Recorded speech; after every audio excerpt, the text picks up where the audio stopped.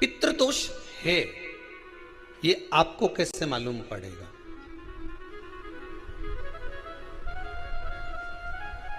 पितृ भूखे हैं, इसका तो वर्णन हमने पहले कर दिया कि रात्रि को जब आप सोने के बाद में 1-1.5 घंटे बाद अगर आपकी नींद खुल जाए, 1 घंटा 1.5 घंटा आप सो लिए, उसके बाद जो नींद खुली तो 1-1.5 घंटे तक अगर आपको नींद नहीं आ रही है, रात्रि को सोने के बाद में 1 घंटे बाद जब उठे तो आपको प्यास लग गई, भूख लगने लगी, प्यास लगने लगी कि मेरे को पानी पीना पड़ेगा, घबराहट हो रही, पानी पीना पड़ेगा। 1-1.5 घंटे सोने के बाद अचानक नींद खुले और आपको प्यास लगे, समझ लेना आपके पितृ भूखे हैं और प्यास है।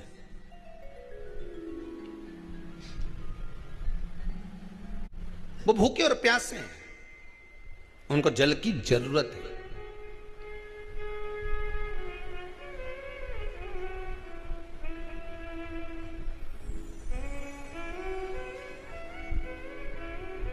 किसी भी नदी में, सरोवर में, कुंड में, बावड़ी में, तालाब में, आप तीर्थ में जाकर जब स्नान करते हैं तो स्नान करने के बाद एक काम का नियम बना लो कि अपने हाथ की अंजलि में जल लेकर अपने पूर्वजों को देना।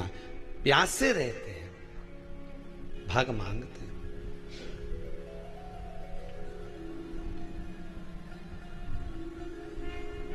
भाग प्राप्त करना।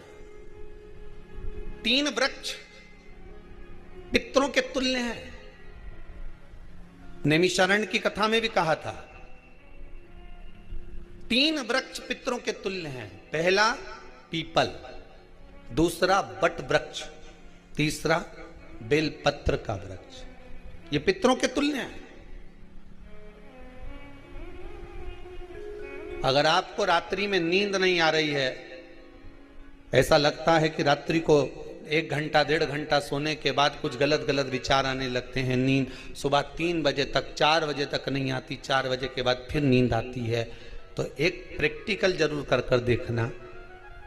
एक प्रैक्टिकल करने में क्या जाता है, प्रयास करने में क्या कुछ जाता है क्या? प्रैक्टिकल कर कर देखना कि कहीं सीओर वाला महाराज झूठ तो नहीं बोल रहा, तो प्रैक्टिकल करने में कुछ नहीं जाए। 1 लोटा पानी लो, उसमें थोड़ा सा कच्चा दूध डाल लीजिए, श्राद्ध पक्ष चल रहा है, बेलपत्री का पेड़ या पीपल का पेड़ या बट का पेड़, इन पेड़ के नीचे ले जाकर उस दूध को दोपहर में सुबह 10 बजे से लेकर 12 बजे के बीच में ले जाकर चढ़ा दीजिए।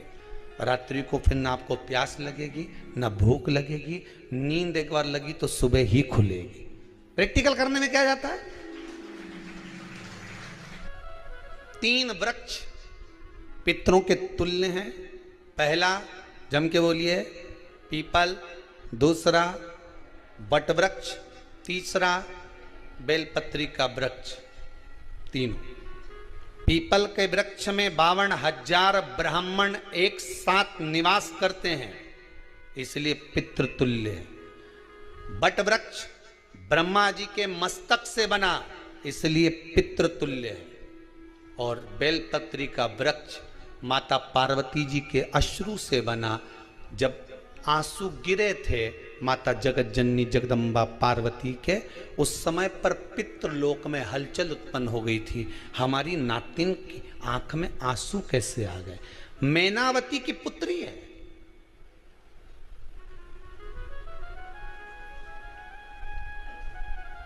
पितरों की नातिन, इसकी अश्रु कैसे गिर गए?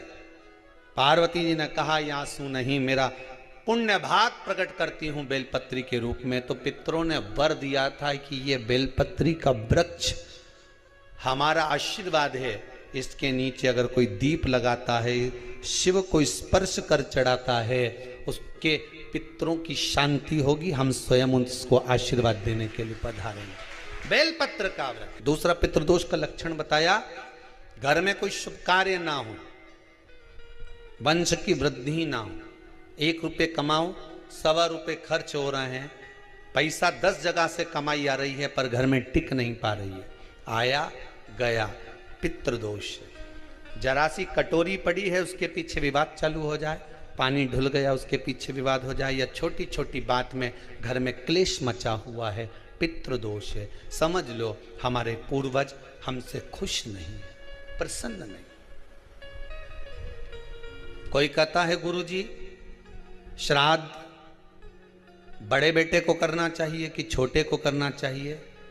शिव महापुराण की कथा कहती है अगर जायदाद का पूरा हिस्सा बड़े ने लिया हो और तुमने अपनी माता का दूध ना पिया हो तो एक ही को कर लेने दो। अगर माता का दूध पिया है और अगर एक अंगूठी भी ली है, जरा सा एक कपड़ा भी अगर सास का लिया है, तो श्राद्ध तो तुझे करना ही पड़ेगा, करना। और एक बात बहुत अच्छे से कहूंगा, आप लोगों के जीवन में उतरे,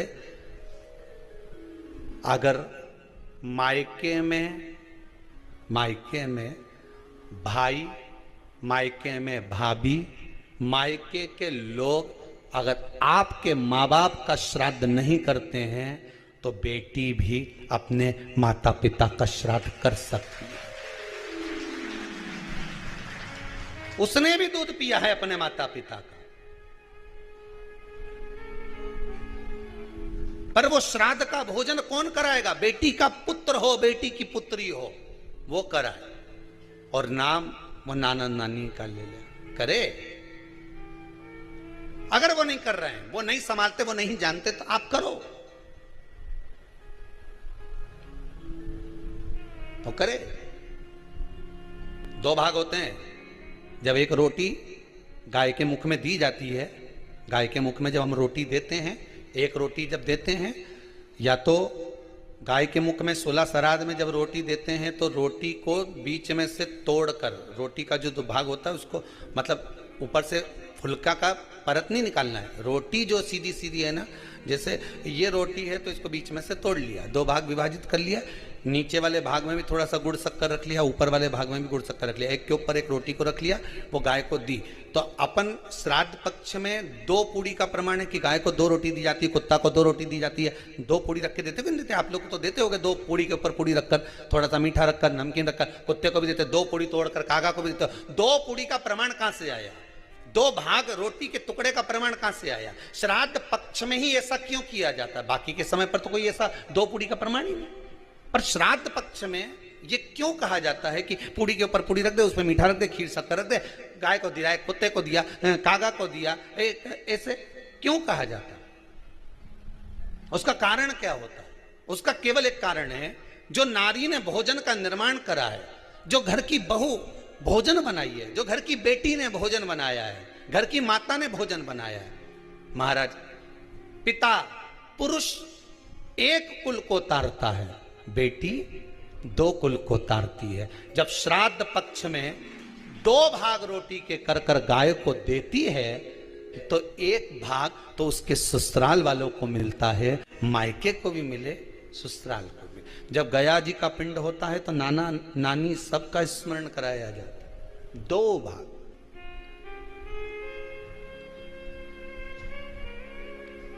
पुण्यता प्राप्त। अब लोगों को मालूम तो है नहीं कि 2 पूड़ी क्यों रखते हैं, उसका कारण वर्णित है शास्त्रों। दोनों पक्ष तारने के लिए, दोनों पक्ष का स्मरण करा। आज भी नियम है महाराज, श्राद्ध का भोजन टेबल पर नहीं कराया जाता, श्राद्ध का भोजन ब्राह्मण को कुर्सी पर बिठाकर नहीं कराया जाता। आज भी प्रमाण है कि ब्राह्मण के लिए भूमि पर आसन लगना चाहिए और जमीन पर बैठकर कराना चाहिए। तब क्यों? क्योंकि इस भूमि पर बैठकर जब भोजन कराएंगे, इसी भूमि से ना जाने कितने पितर गए, कितने तर्पण हुए, कितनी तिलांजलि हुई, इसी भूमि से, इस रज से, इस कण से ना जाने कितने जीव चल गए। अब लकड़ी पर या टेबल पर या कुर्सी पर बैठकर ब्राह्मण को भोजन कराने का प्रमाण नहीं है।